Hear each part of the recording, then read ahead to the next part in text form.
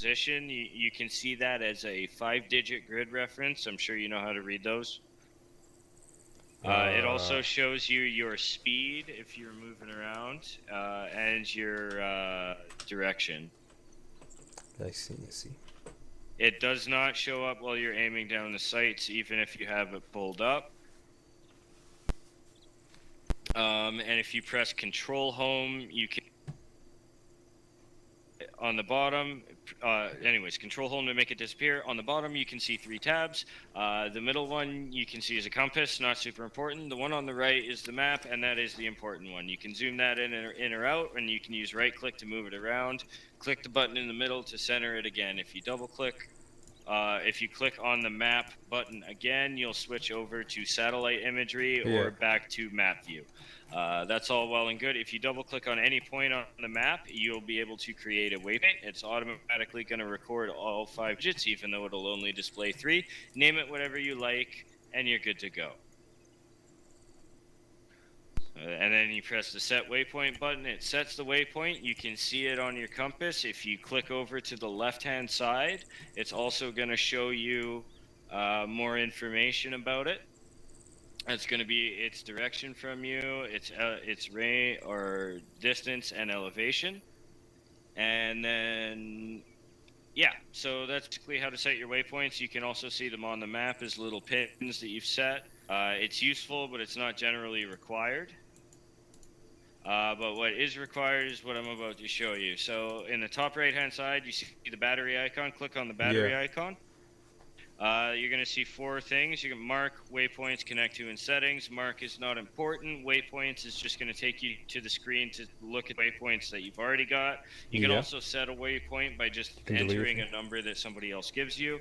You're going to have your settings. That's not super important. It's just a change between kilometers and miles and shit like that. And then finally, you've got connect to. I want you to click on connect to. What that's done, although it isn't immediately apparent, is we've now hooked up your electronic suite. So your binoculars are now hooked up to your GPS. Whoa, that's pretty cool. So if you pull your binoculars out, and you with me look down this way. The default button is B for your binoculars, by the way. Yeah, no, I'm just trying to close the thing. No worries. And if you look with me down this way, you can see that your binoculars are Vector 21 Nights, and these are actually range-finding night vision goggles.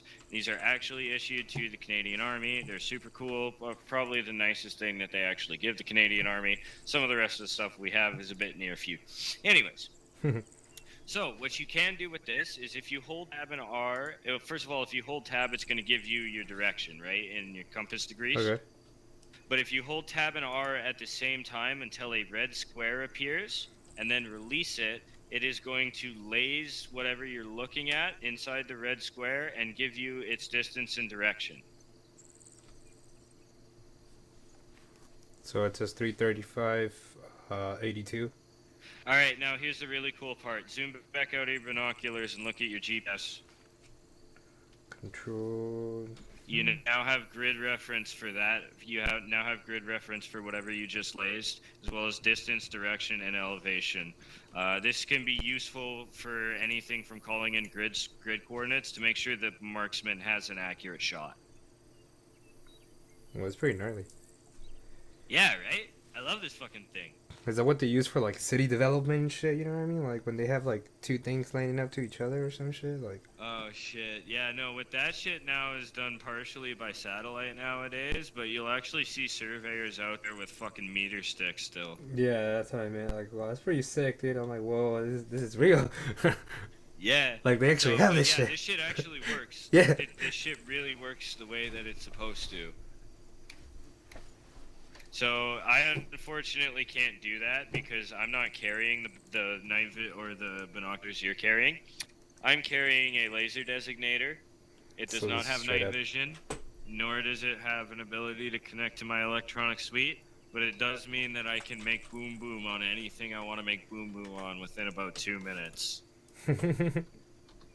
All right, with all that out of the way, that's the critical equipment. So basically, what you can do, That's and pretty cool. the easiest way to use it is to just set your fucking GPS on to the map, and then we're gonna have the shit marked out on the map, and you can see that the shit that we've marked out on the map is put onto the GPS.